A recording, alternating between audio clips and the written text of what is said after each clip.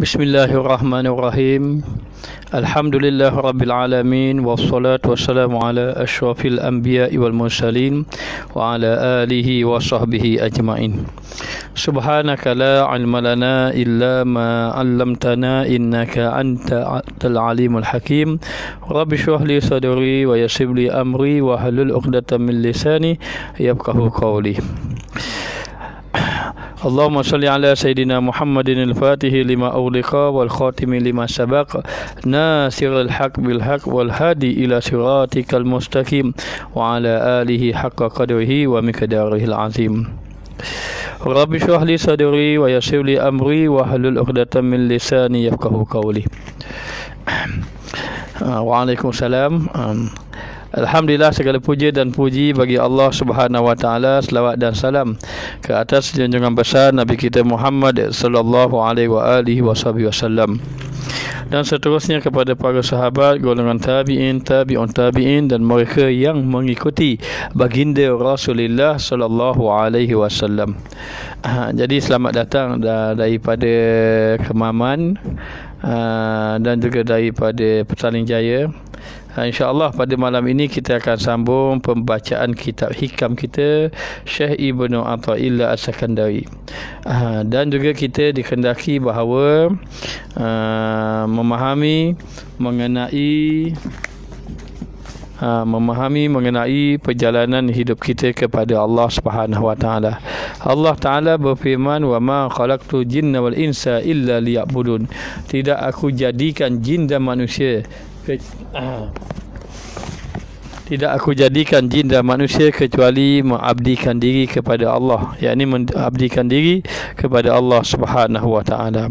Jadi dalam keadaan macam ini, kita hendaklah sentiasa berbaik sangka dengan Allah Subhanahu wa taala, dan apabila sahaja kita ini diberi oleh Allah Ta'ala nikmat, yakni hati kita hidup kepada Allah, maka ketika itu Allah Ta'ala sudah tidak memandang lagi bagaimana amal ibadat kita, sama ada sedikit ataupun banyak. Yang paling penting kita hari ini semakin hari semakin kita berusaha mendekatkan diri kita kepada Allah Subhanahu wa taala. Jadi pada malam ini kita sambung lagi pembacaan kitab kita. Kita masih lagi berada pada muka surat yang ketujuh. Muka surat yang ketujuh. Qala musannif rahimahullahu ta'ala wa nafa'ana bi ulumihi fid darain amin. Wal a'malu anta muhdiha ilaihi wa aina ma nuhdihi ilaihi mimma huwa muriduhu alaika. Dan segala amal daripada sedekah. Wal a'mal, segala amal-amal kamu, seperti kamu bersedekah, kamu sembahyang, kamu berpuasa, kamu keluarkan zakat, kamu infak fi sabilillah, dan macam-macam lagi amal-amal yang lain. Yang demikian itu daripada amal ibadat engkau, daripada amal ibadat engkau yang kamu hadiahkannya kepadanya, yakni kepada Allah. Jadi amal-amal kita ini, kita beramal, maka itu gambaran bahawa kita ini menghadiahkan amalan kita kepada Allah. Ada mengatakan bahawa ibarat kita menjualkan satu barang kepada Allah. Innallaha hasyara minal mu'minin. Allah Ta'ala membeli daripada orang yang beriman itu tentang amalan-amalan kita. Maka kalau kita mahu barang kita laku, mesti kita buat barang kita akan menjual barang yang terbaik.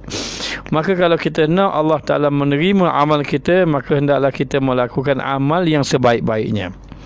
Maka amal kamu yang kamu lakukan, yang terdiri pada sedekah, yang terdiri daripada sembahyang, puasa, zakat dan lainnya, ya, daripada yang demikian itu, daripada segala ibadat engkau menghadiahkan kepadanya, itu amal ibadat yang kamu lakukan terhadap kepada Allah, yang kita sembahkan kepada Allah Subhanahu wa taala. Kalau kita merenung kepada amal ibadat kita yang kita sembahkan kepada Allah, baik seumpama sembahyang, baik umpama sembahyang, haji, zakat dan seumpamanya, kadang-kadang amal ibadat kita banyak cacat celanya. Cukup dengan banyak cacat celah kita ni, kalau kita nak fikir tentang nikmat yang Allah Ta'ala beri kepada kita, nikmat Allah Ta'ala begitu banyak sekali. Maka dengan sebab itulah orang-orang sufi, para awliya Allah, orang-orang soleh, mereka malu nak memikirkan ganjaran.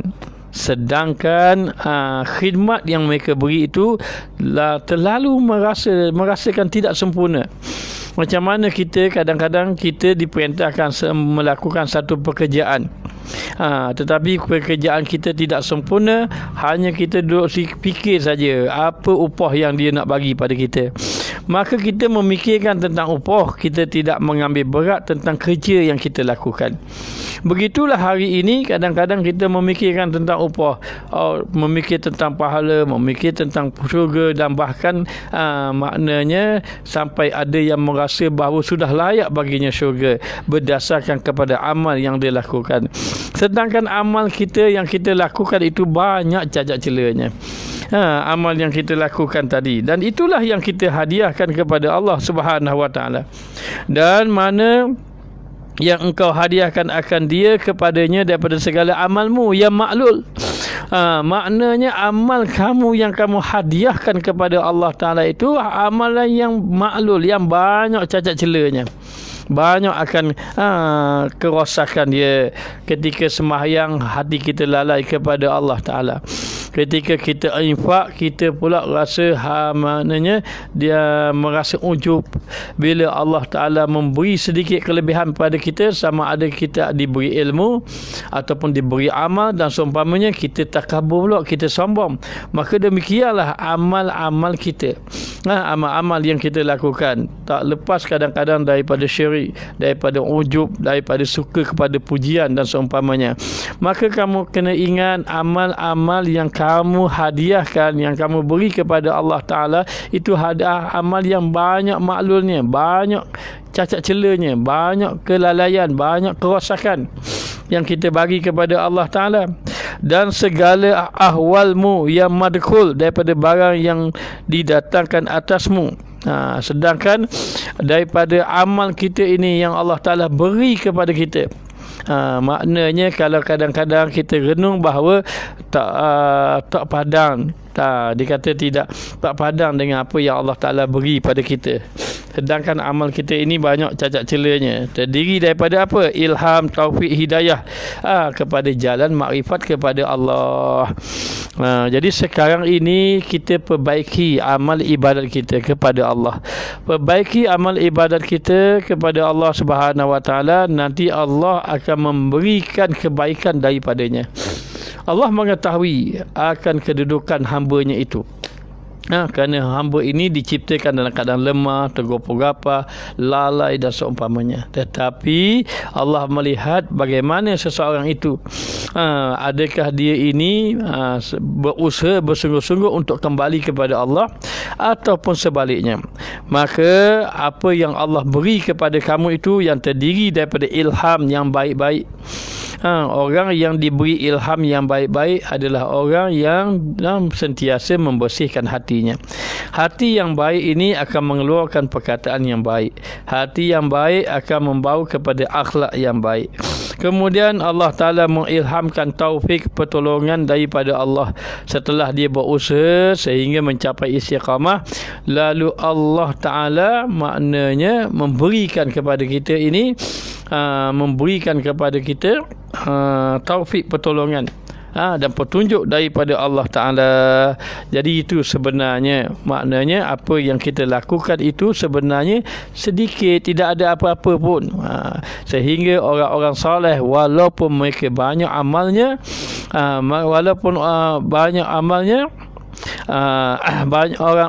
banyak amalnya, namun mereka tetap merasakan tidak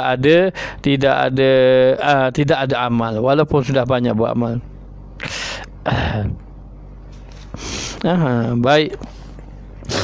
Kemudian dikatakan lagi bahawa dan juga seperti taufik, pertolongan Allah, hidayah, petunjuk kepada jalan makrifat dan juga kasyaf yang dibuka oleh Allah Subhanahu Wa Taala, iaitu yang ditentukan kepada segala orang yang ahli inayat dan juga ahli taqiq, yakni jalan yang Allah Ta'ala beri kepada orang yang mendapat pertolongan Allah dan orang yang sentiasa bersungguh-sungguh melalui jalan kepada Allah Subhanahu wa Ta'ala.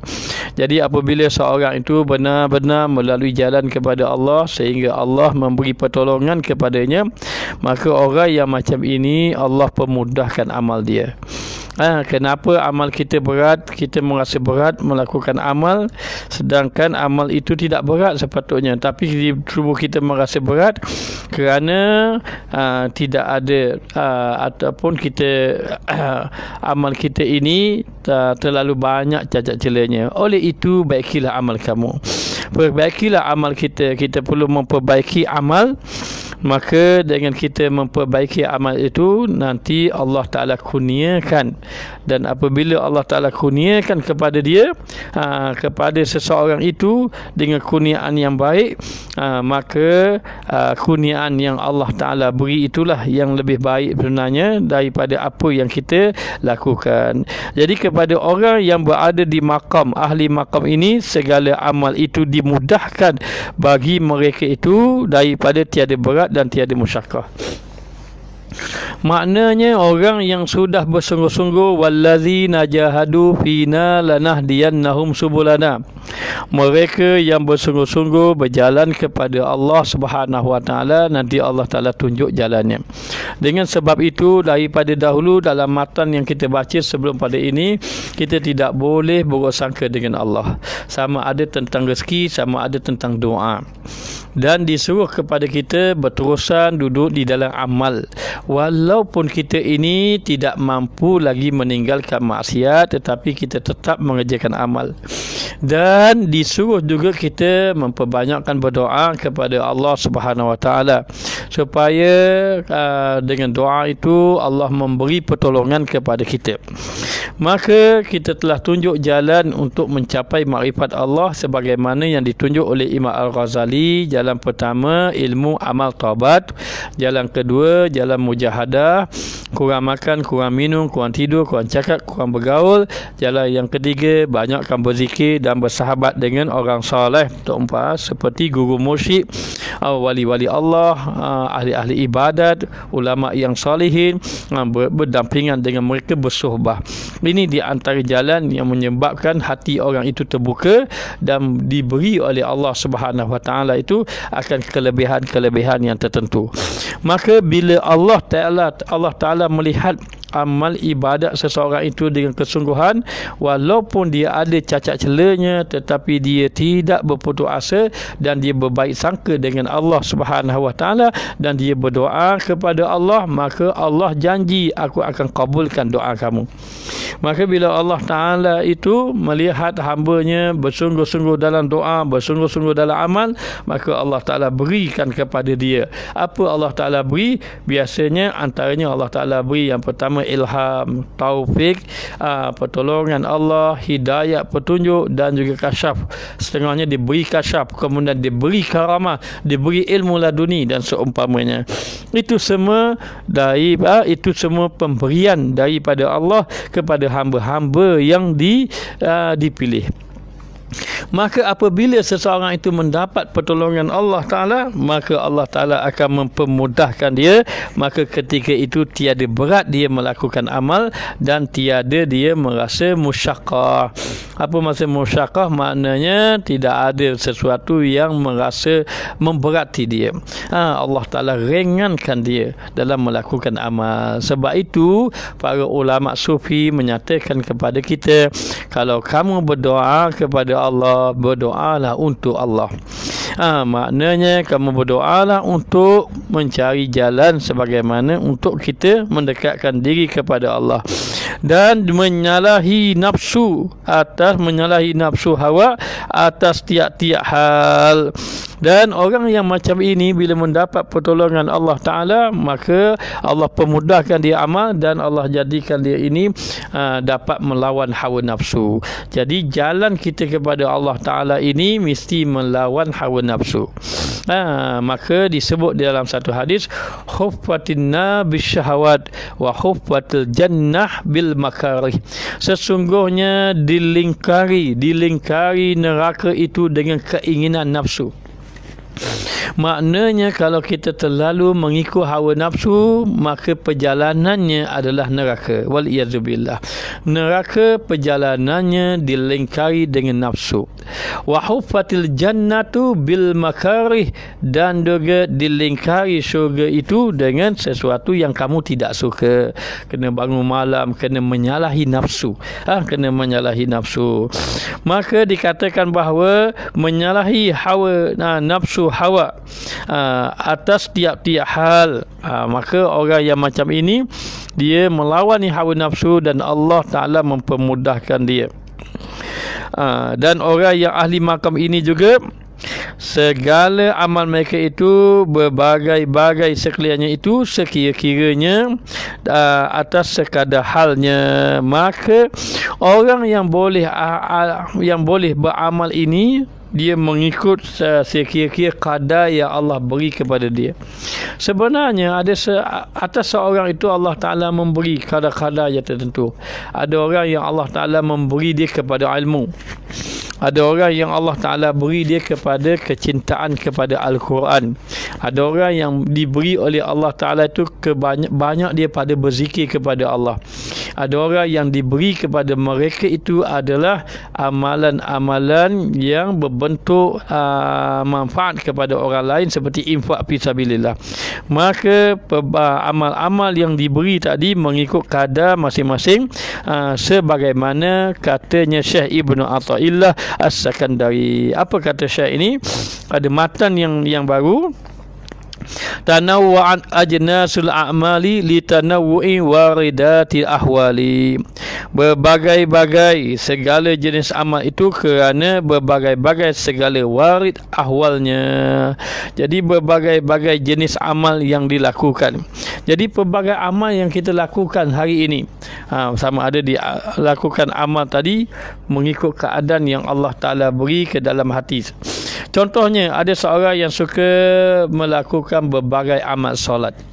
Tuan guru saya, Tuan Guru Haji Abdullah, beliau ini orang yang banyak suka sembahyang sunat, suka membaca Quran. Setengah daripada orang-orang yang soleh, dia suka kepada berpuasa. Berpuasa, dan ada yang suka kepada ilmu, ada yang suka kepada zikir. Ini kadar masing-masing yang Allah Ta'ala beri. Allah Ta'ala beri pada seorang. Maka semuanya itu sebenarnya bermacam-macam keadaan, sebenarnya mengikut kadar yang Allah Ta'ala beri. Dan hal ini juga disebabkan kerana apa? Kerana mengikut keadaan hati yang ada di dalam, yang Allah Ta'ala berikan kepadanya. Maka dengan sebab itulah dikatakan bahawa tanawwa'an ajnasul a'mal, berbagai-bagai jenis amal yang dikerjakan di tanawwu'i waridatil ahwal, kerana adanya berbagai rupa yang datang daripada gerakan hati. Apa makna waridatul ahwal? Masuk waridatul ahwal, yakni sesuatu yang datang di dalam hati tadi. Jadi sesuatu yang datang dalam hati tadi, ini di antara pemberian Allah. Kenapa seorang itu membaca Quran? Allah Ta'ala campakkan di dalam hati dia suka kepada membaca Al-Quran, sebagai contoh. Dan ini melihat kepada kekuatan rohani dia, dan ini melihat kepada kekuatan amalan dia, dan mengikut kepada kadar yang Allah Ta'ala beri kepada dia. Maka dikatakan berbagai-bagai jenis amal. Jenis amal ini satu amal yang dipanggil jasmaniyah. Jasmaniyah ini ialah gerak-geri ataupun yang berkaitan dengan tubuh badan kita.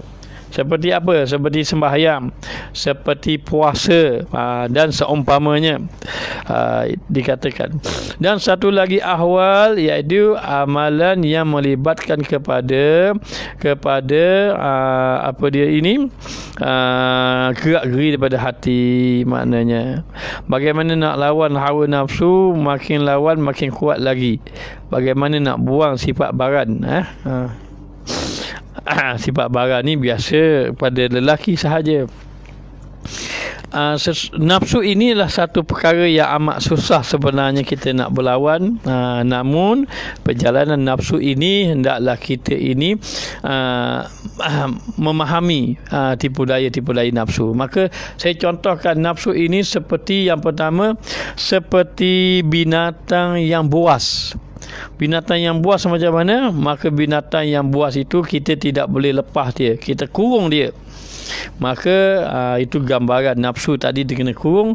Maka jalannya adalah mujahadah. Awak mujahadah, tahan sungguh-sungguh, kekang nafsu. Benda yang nafsu nak dia kita menyalahi. Kita rasa nak makan, hari tu kita tak makan lagi. Bila lupa dah nak makan, baru kita makan. Maka lawan nafsu itu. Itu yang pertama, kekang. Ini payah orang-orang tertentu. Jalan yang kedua, nafsu ini seperti binatang, maknanya yang liar. Maka macam mana nak liar tadi? Tambak dia dan beratkan sesuatu atas badan, atas tubuh belakang dia, supaya dia supaya dia tidak supaya dia tidak bergerak jauh. Maka beratkan nafsu tadi, beratkan dengan amal-amal, dengan banyakkan amal, seperti banyak berzikir, banyak baca Quran, banyak dan sebagainya. Maka kita sebenarnya di dalam diri kita ini ada dua, satu tentera nafsu, satu tentera iman.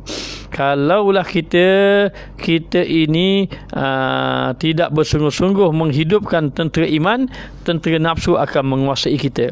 Jadi tentera nafsu akan menguasai kita, lalu ketika itu nafsu tidak membawa kita kepada amal. Tetapi kalaulah kita ini menyibukkan diri dengan amalan-amalan, dengan ibadat kepada Allah Ta'ala, maka tentera iman kita menjadi kuat. Jadi sebenarnya perkara yang dikatakan ahwal ini adalah sesuatu yang berkaitan dengan hati. Contohnya apa? Contohnya seorang yang hatinya maknanya contohnya Allah Ta'ala beri campakkan di dalam hatinya kasih sayang kepada seseorang.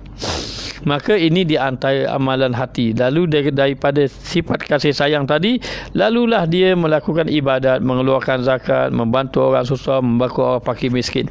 Ini daripada berkaitan dengan hati. Apa saja amalan-amalan tadi, apa saja amalan-amalan yang kita lakukan itu mengikut kadar yang Allah Ta'ala beri, apa yang ada di dalam hati kamu. Maknanya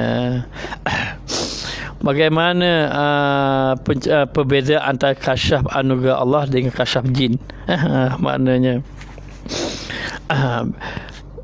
kasyaf yang diberi oleh Allah Subhanahu Wa Taala ini biasanya kadang-kadang melalui amal-amal zikir, penyucian hati, berkhidmat dengan guru yang soleh, sehingga Allah Taala buka kasyaf kepada mereka. Dan kasyaf yang benar itu biasanya yang pertama daripada amalan yang berdasarkan kepada sanad daripada gurunya. Satu yang diambil daripada guru, yang diamal. Kemudian dalam waktu yang sama pula amalan yang dia lakukan tadi tidak bercanggah dengan syariat. Tidak bercanggah dengan syariat. Jadi kalau bercanggah dengan syariat, maknanya membawa kepada tipu daya jin. Jadi panjang mengenai perbahasan mengenai jin ini. Yang paling penting, setiap seorang yang beramal dengan amalan zikir perlulah ada daripada satu orang guru yang dapat memimpin hati dia. Baik, kita tengok. Lalu dikatakan bahawa seperti Allah Ta'ala campakkan di dalam hatinya suka berzikir. Ini di antara ahwal yang Allah Ta'ala beri kepada seseorang tadi. Maka dikatakan di sini, maka maksud daripada warid itu iaitu yang datang ia hati daripada ma'arif rabbaniyah. Maka yang dikatakan warid itu sesuatu yang datang dalam hati tadi, ia berbentuk pengenalan ketuhanan. Pengenalan ketuhanan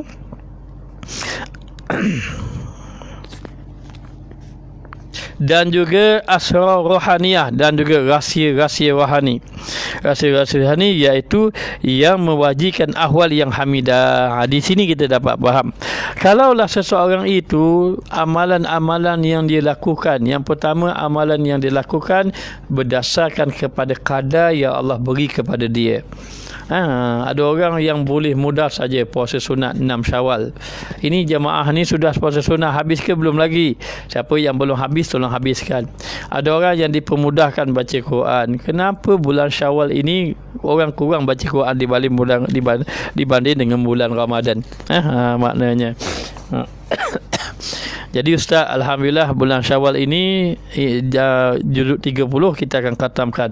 Tapi tak sama dengan bulan Ramadan. Dulu bulan Ramadan 3-4 kali khatam. Kenapa bulan Syawal jadi payah? Bulan Syawal. Nanti habis bulan Syawal masuk payah lagi. Itu sebenarnya kadar yang Allah Taala beri masing-masing. Tetapi kita tidak boleh maknanya membiarkan, bahkan kita kena berusaha untuk mengelokkan amal ibadat kita kepada Allah. Lalu dikatakan bahawa berbagai-bagai amal ibadat yang kamu lakukan, puasa ke, sembahyang ke, baca Quran ke, berzikir dan sebagainya tadi itu mengikut apa yang Allah Ta'ala beri dalam hati. Semakin banyak, semakin kuat Allah Ta'ala beri kepada kamu, maka semakin kuatlah kamu melakukan amal ibadat kepada Allah. Dan pemberian yang Allah Ta'ala beri di dalam hati seseorang tadi akan membawa kepada sesuatu yang baik, ahwal yang baik, keadaan yang baik. Jadi dikatakan bahawa di dalam hati kita ini ada lintasan, ada 3 lintasan. 1 lintasan daripada syaitan, 2 lintasan daripada nafsu, 3 lintasan daripada Allah. Lintasan daripada Allah. Ada mengatakan lintasan daripada malaikat. Maknanya jadi lintasan daripada malaikat tu daripada Allah lah. Jadi dalam hati kita kadang-kadang didatangkan 3, nafsu, syaitan dan juga daripada malaikat. Maka lintasan-lintasan yang datang dalam hati kita ini maknanya kadang yang pertama datang daripada lintasan malaikat. Tengok orang baik, orang susah, ingat nak infak, tetapi sampai masa nak infak datang lintasan yang kedua, datang lintasan yang ketiga. Akhir sekali tak jadi nak infak, maka tinggalkan infak fisabilillah. Kenapa? Kerana hati seseorang tadi tidak kuat. Jadi pemberian di atas pemberian Allah Ta'ala tadi membawa kepada seseorang tadi dipermudahkan amal.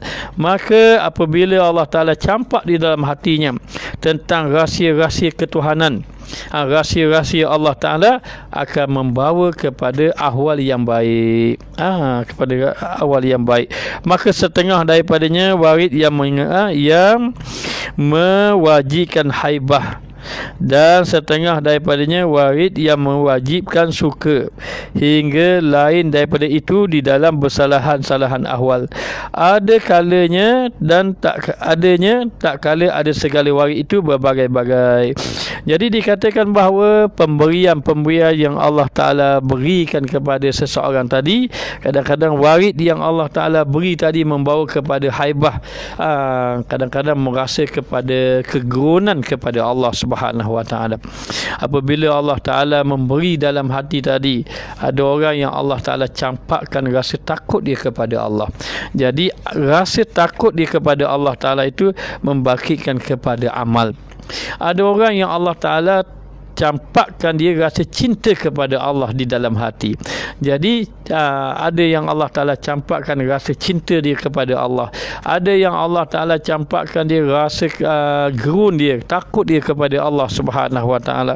Maka itu maknanya pemberian-pemberian yang Allah Ta'ala berikan kepada hamba-hambanya yang tertentu.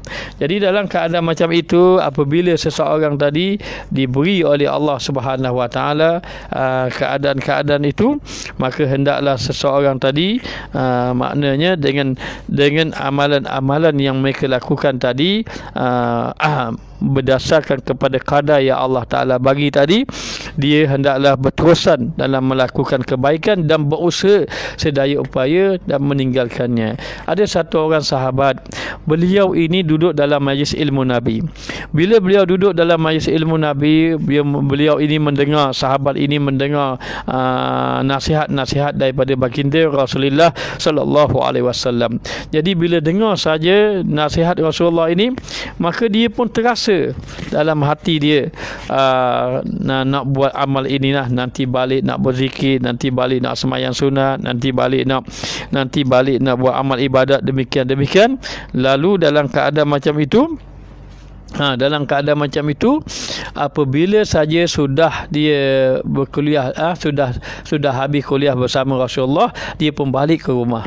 Bila balik ke rumah bersama dengan anak isterinya, apa yang dia niat semasa dia berada dalam majlis ilmu, dia tak berjaya lakukannya. Lalu dia bertemu dengan Nabi SAW. Dia kata, ya Rasulullah, saya ini ketika berada dalam majlis ilmu Rasulullah ni macam-macam saya nak buat, tapi bila saya balik, saya jumpa dengan ahli keluarga, jadi lemah nak buat. Maka adakah saya ini seorang munafik? Dikatakan beliau ini, dia menjerit, aku ni sudah jadi munafik.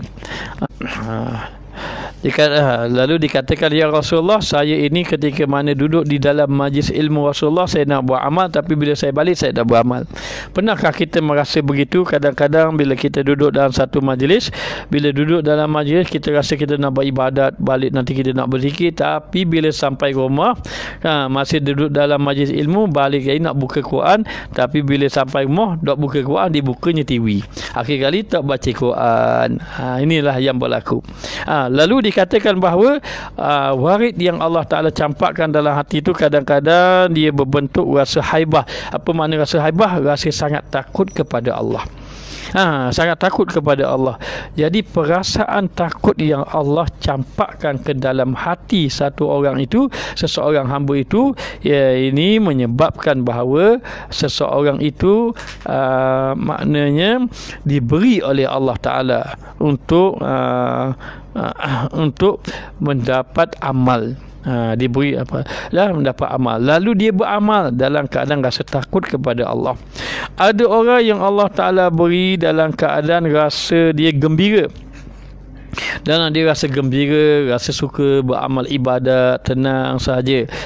Maknanya, maka ada orang yang Allah Ta'ala bagi dia dalam keadaan rasa tenang dan rasa gembira, lalu dia beribadat kepada Allah Subhanahu Wa Ta'ala, tidak ada dicampuri perasaan keluh kesah.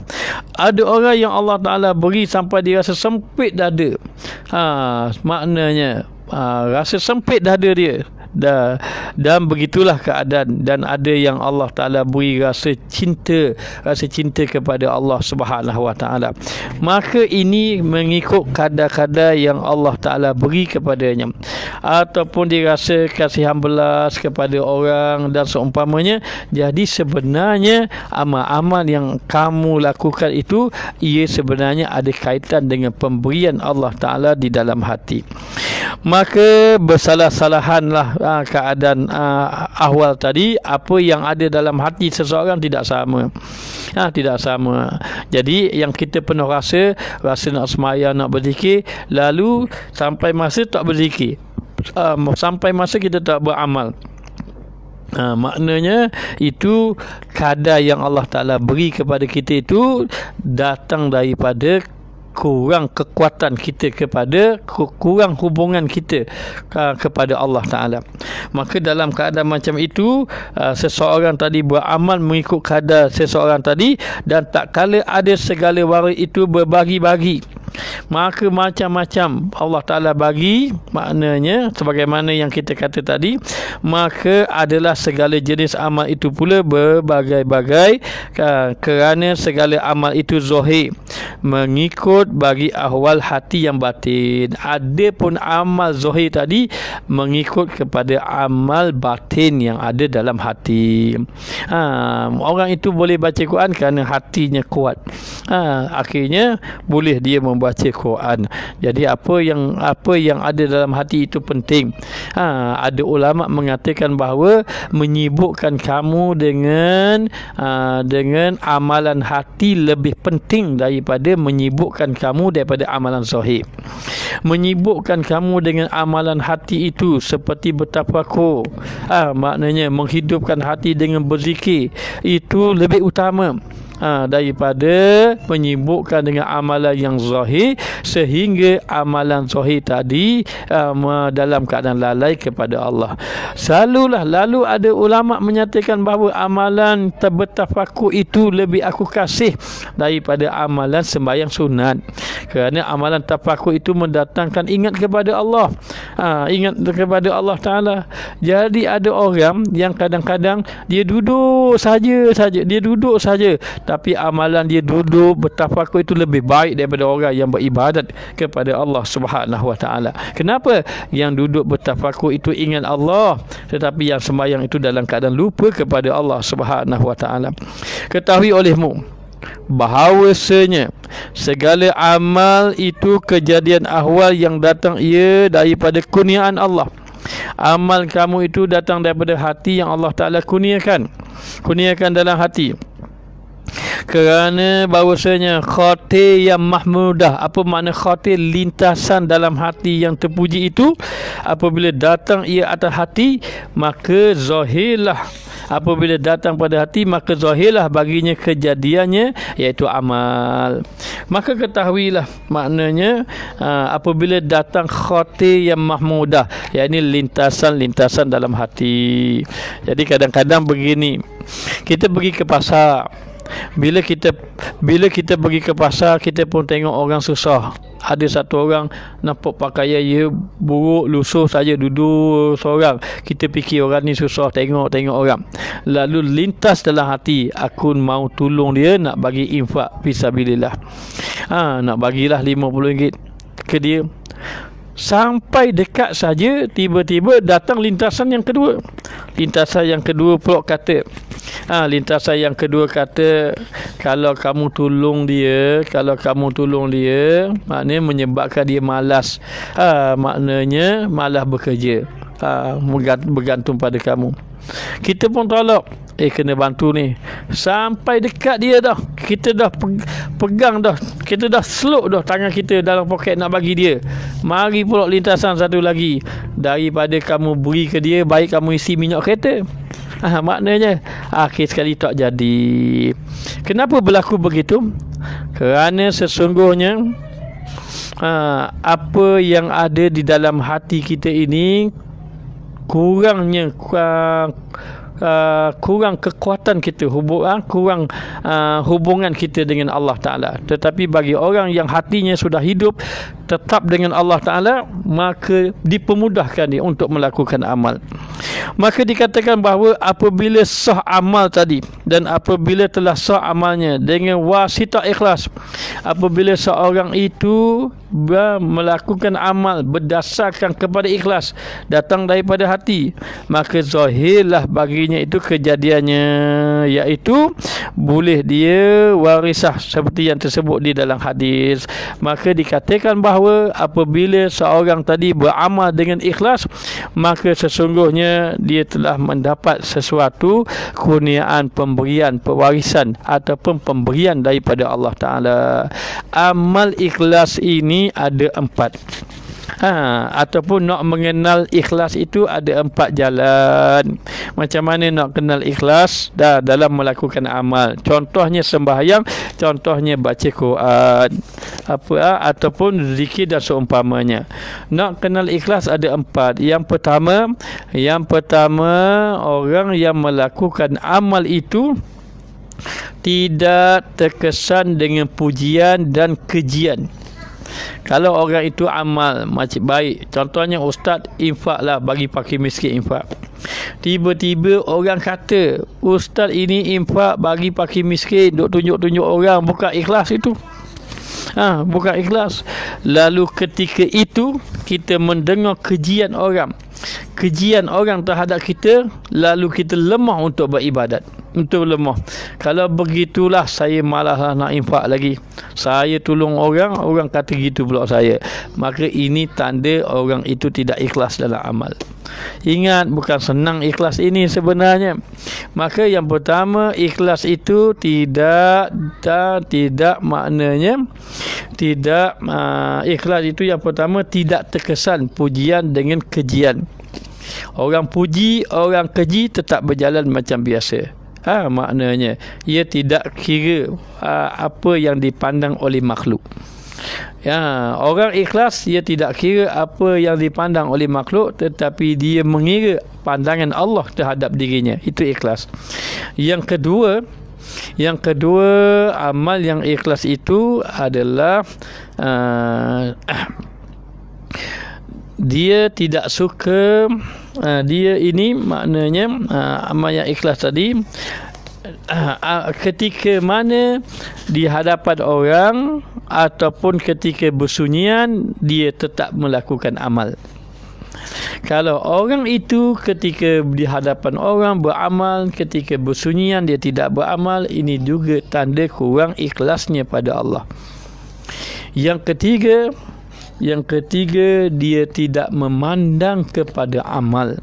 Walaupun dia beramal, tetapi dia tidak melihat, tidak merasa bahawa dia ini banyak amal. Yang keempat, dia tidak suka amalnya diketahui kecuali hanya untuk Allah Ta'ala sahaja. Maka sesiapa kalau dia melakukan amal, orang tidak tahu, dia rasa tak suka. Dan dia lebih suka orang mengetahui untuk dia mendapat pujian, ini tandanya dia tidak ikhlas. Ikhlas ini amalan hati. Ikhlas ini juga amalan hati. Jadi dalam keadaan macam itu, apabila seorang itu melakukan amal dengan amal yang ikhlas, inilah membawa kepada seseorang tadi maknanya mendapat pandangan daripada Allah Subhanahu Wa Taala. Jadi dia akan memperolehi warisah. Apa makna warisah? Maknanya dia akan membolehi apa yang Allah Ta'ala berikan kepada dia. Maka sebagaimana yang tercatat di dalam hadis katanya, yang tersebut di dalam hadis itu, barang siapa yang beramal pada barang yang telah diketahui, maka mewaris Allah Ta'ala akan ilmu yang tiada diketahui. Ini apa maksudnya? Man amila bima alima warasahullah ilman ma lam ya'lam. Sesiapa yang dia beramal dengan ilmu yang dia pelajari, yakni dia beramal dengan amal yang ikhlas dengan apa yang dia pelajari, Allah Ta'ala warasahullahu ilman, Allah Ta'ala akan memberi ilmu kepada dia ma lam ya'lam, sesuatu yang dia tidak ketahui.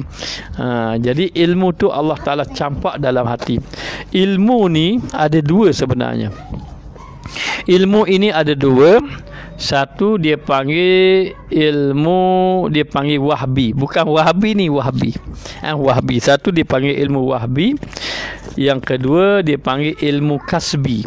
Ada dua. Satu ilmu wahbi, satu ilmu kasbi. Apa dia ilmu wahbi? Apa dia ilmu kasbi? Ilmu wahbi adalah ilmu yang Allah kurniakan kepada dia dalam hati. Allah Ta'ala kurniakan di dalam hati tadi. Itu dia panggil ilmu wahbi. Dan kasbi, ilmu yang dia usahakan untuk mendapatkannya. Untuk mendapatkannya ilmu. Jadi kasbi, ilmu yang diusahakan untuk mendapatkan ilmu. Ilmu wahbi, ilmu yang diberi oleh Allah Ta'ala tanpa usaha. Maknanya, maka dua. Satu, okey, ilmu kasbi. Apa dia ilmu kasbi? Kasbi ilmu yang diusaha. Dengan cara macam mana kita nak dapat ilmu? Kena belajar. Innama ilmu bitta'allum. Ilmu tadi kena belajar. Jadi kita pun belajarlah ilmu. Belajar dengan satu orang guru. Lepas kita dapat belajar ilmu tu, kita dalam belajar kita kena menghafal lagi. Kita hafal, kemudian kita murajaah, kita muzakarah untuk dapat ilmu. Maknanya, jadi ini dia panggil ilmu kasbi. Tetapi apabila satu orang dia dapat ilmu melalui ilmu kasbi, dia berusaha, dia pun belajar, dia pun beramal dengan ilmu, lalu Allah memberi sesuatu di dalam hatinya. Apa dia? Allah memberi ilmu wahbi. Wahbi ini pemberian, ilmu pemberian. Sebagaimana dalam hadis, man alima bima alima.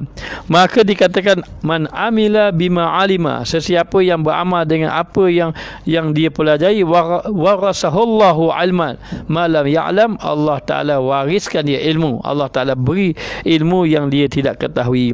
Maka yang kedua dia panggil ilmu yang pertama kasbi, yang kedua wahbi, pemberian daripada Allah berdasarkan kepada penyucian hati, pembersihan hati yang Allah Taala campakkan pada dia. Siapa yang dapat ilmu wahbi dan ilmu daripada ilmu kasbi ini, ilmu tu boleh jadi hilang. Contohnya kita belajar bahasa Arab, kita belajar boleh cakap Arab, tiba-tiba kita tak cakap Arab, lama-lama hilang, cakap pun jadi lambat-lambat. Maknanya jadi kita sudah boleh membaca kitab, lalu kita pun habis belajar pondok, kita tak baca kitab, kita duk kerja lain, akhirnya nak baca kitab pun tak ingat nak baca kitab, boleh hilang. Ilmu kasbi boleh hilang bila mana saja dia meninggalkan ilmu. Tetapi ilmu wahbi ini ilmu yang tidak habis-habis Allah beri kepada dia, Allah Taala campak. Dan ilmu wahbi pula, ilmu wahbi ini adalah ilmu yang Allah Taala beri mengikut kadar dia, berdasarkan pembersihan hati yang ada dalam hati seseorang tadi. Jadi melalui penyucian hati, pembersihan hati, mujahadah dan seumpamanya, sehingga Allah Taala campakkan. Maka baik kita gambarkan maknanya ilmu kasbi ini, ilmu kasbi, ilmu yang kita usaha, seperti kita gali satu tanah, kemudian kita letak air. Kita gali jadi satu lubang, kita letak air. Bila letak air tadi sampai satu masa, maknanya sampai satu masa air tadi akan hilang. Akan hilang bila cahaya matahari.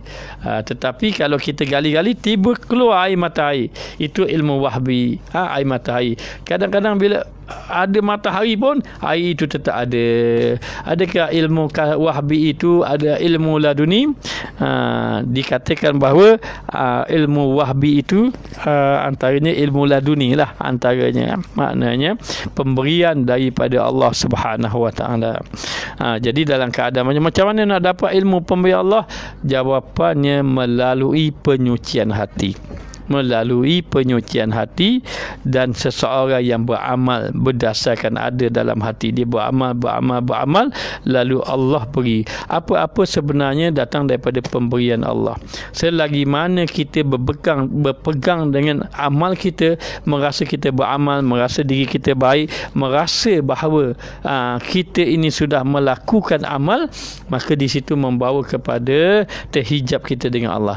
Tetapi setelah kita merasa tidak ada apa-apa kita, yang ada hanya Allah Ta'ala, kita beramal kerana Allah yang menolong kita, Allah yang memberi amal kita, maka di situlah datangnya pertolongan Allah Subhanahu Wa Ta'ala. Jadi dikatakan bahawa apabila seorang itu beramal daripada dia ini, maknanya dengan dia ini beramal mengikut kadar yang Allah Ta'ala beri dalam hati dia. Daripada hati dia dapat beramal, daripada hatinya dia baca Quran, daripada hatinya dia sembahyang sunat, lalu dengan dia sembahyang dia beramal tadi, sehingga Allah Ta'ala campakkan ikhlas dalam hatinya, disebabkan amalan dia tadi yang boleh membawa kepada penyucian hati. Jadi penyucian hati itu datang daripada pemberian Allah.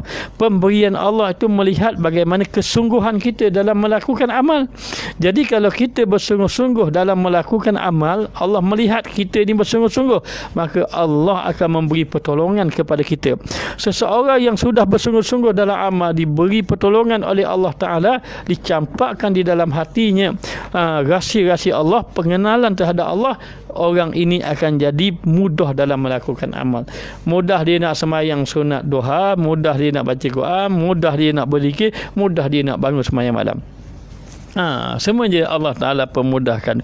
Bila Allah Ta'ala pemudahkan dia melakukan amal tadi, dengan amal-amal yang dilakukan tadi, Allah Ta'ala beri dia dalam hati dia. Apa dia?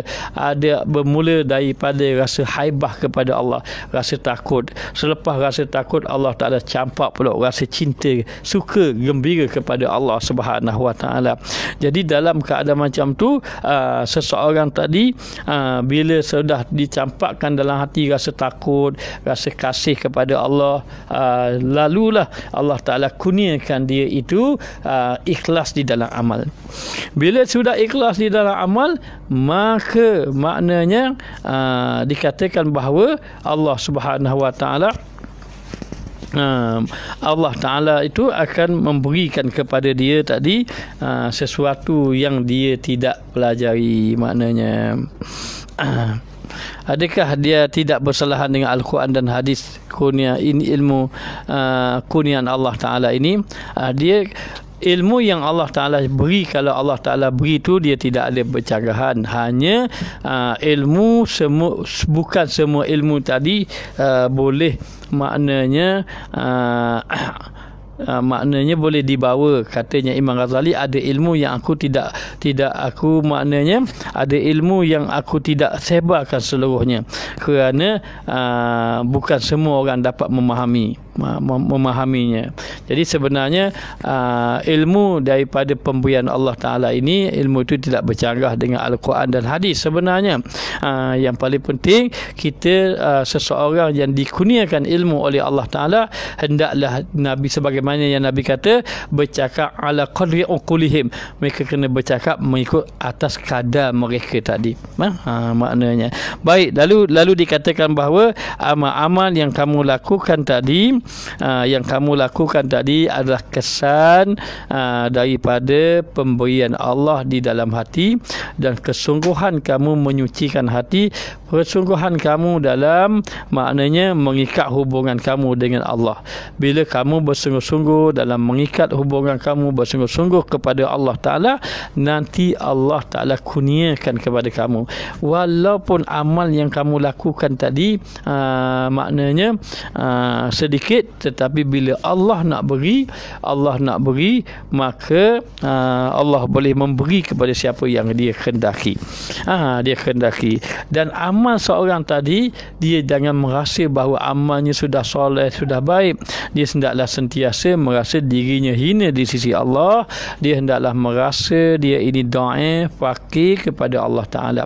Seseorang yang tundukkan hatinya kepada Allah boleh menyebabkan dia akan mendapat pandangan daripada Allah Subhanahu Wa Ta'ala. Bila mendapat pandangan daripada Allah Ta'ala, maka di situlah Allah Ta'ala akan memberi kurniaan-kurniaan dia. Bila mendapat kurniaan Allah, maka dia akan dipermudahkan dalam melakukan amal. Bila seorang itu dipermudahkan melakukan amal, Allah Ta'ala kurniakan dia antara pemberian Allah, merasa gerun, merasa takut, merasa malu kepada Allah Ta'ala, sehingga merasa cinta kepada Allah Subhanahu Wa Ta'ala. Lalu Allah memberi kepada dia amal yang ikhlas. Amal yang ikhlas ini disebabkan apa? Disebabkan kesungguhan dia dalam beramal, kesungguhan dia dalam menjaga hati dia kepada Allah Ta'ala. Moga-moga Allah Ta'ala kurniakan kepada kita orang yang soleh untuk memimpin kita, guru yang soleh untuk membimbing kita. Moga-moga Allah menyucikan hati kita. Moga-moga Allah Ta'ala jadikan kita di kalangan hamba Allah yang soleh. Jadi rasanya sekadar ini saja yang dapat disampaikan. Maka kesimpulan yang dapat kita ambil pada malam ini adalah, kamu beramal dahulu, beramal sembahkan kepada Allah Ta'ala. Amal apa yang kita amal, dan baiki kecacatan-kecacatan kita dengan cara maknanya menyibukkan diri kita memandang kepada penyucian hati. Menyibukkan diri kita dengan memandang kepada penyucian hati. Selepas kita menyibukkan maknanya diri kita dengan menyucikan hati dalam keadaan istiqamah, moga-moga Allah memandang kita dan menganugerahkan kepada kita sesuatu rahsia Allah ataupun pengenalan kepada Allah, makrifat kepada Allah, apabila seorang itu dikurniakan oleh Allah Ta'ala rahsia-rahsia Allah, pengenalan Allah, nascaya dia akan dipermudahkan amal. Dipermudahkan amal.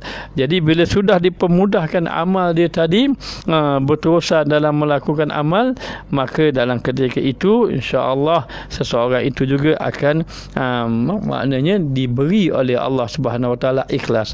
Ikhlas itu dapat daripada seseorang itu beramal dalam keadaan dia ini beramal berdasarkan ilmu yang dia pelajari.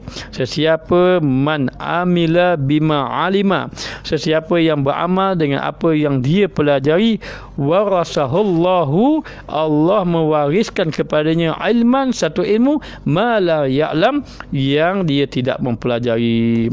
Jadi moga-moga Allah Ta'ala beri kebaikan kepada kita. Moga-moga Allah Ta'ala jadikan kita semua hamba-hamba Allah yang saleh. Saya memohon kepada Allah agar semua yang mendengar kuliah ini mendapat kebaikan di sisi Allah Ta'ala, bukan sahaja kita, bahkan ahli keluarga kita. Dan kita juga memohon kepada Allah Ta'ala agar Allah Ta'ala mengampunkan akan segala dosa-dosa kita, dan dosa-dosa kita, dan moga Allah Ta'ala memberi kesihatan kita dalam beramal. Dan kita mohon pada Allah Ta'ala biar Allah Ta'ala campakkan hati kita rasa takut kepada Allah, dan kita mohon kepada Allah Ta'ala agar Allah Ta'ala tidak wafatkan kita kecuali dalam keadaan Allah Ta'ala kurniakan taubat nasuha. Dan kita mohon pada Allah Ta'ala agar kita semua diwafatkan dalam keadaan husnul khatimah. Minta maaf banyak-banyak, Al-Fakil Ustaz ini bukan orang alim, bukan orang soleh. Seandainya apa yang antum dengar ada lagi antum tidak faham, maka rujuklah kepada orang yang lebih alim, lebih soleh. Dalam waktu yang sama, pesanan Ustaz, banyakkan berselawat kepada Nabi kita Muhammad sallallahu alaihi wasallam, paling kurang 300 hari. Jadi Ustaz inginkan orang yang mendengar kuliah ini sentiasalah rajinkan berselawat kepada Nabi kita Muhammad sallallahu alaihi wasallam. Jadi sekadar inilah saja yang dapat disampaikan. Insya-Allah kalau diberi kesihatan, diberi kekuatan, diberi keizinan oleh Allah Ta'ala, kita akan bertemu malam besok lagi. Moga-moga Allah Ta'ala tambahkan ilmu kita. Jadi sekadar ini saja yang dapat disampaikan. Wabillahi taufiq wal hidayah. Wassalamualaikum warahmatullahi wabarakatuh.